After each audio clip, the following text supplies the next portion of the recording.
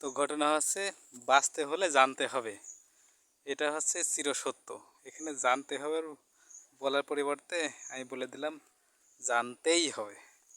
তো এখন যেটা বলবো সেটা হচ্ছে আমার ব্যক্তিগত ধারণা, আপনাকে শেখাইতে গেলে পরে মামলা হয়ে যেতে পারে, এই জন্য এই কথাটা বলা।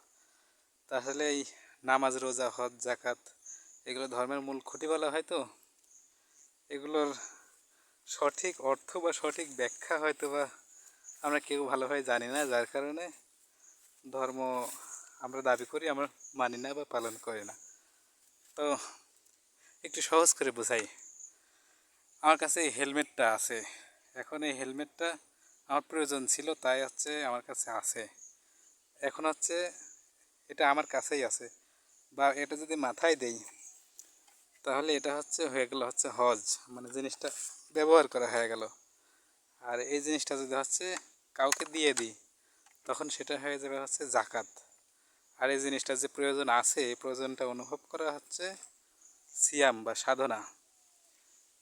এই হচ্ছে আমার মানে ধর্ম বিষয়ে হচ্ছে বিস্তারিত ধ্যান ধারণা। ধন্যবাদ।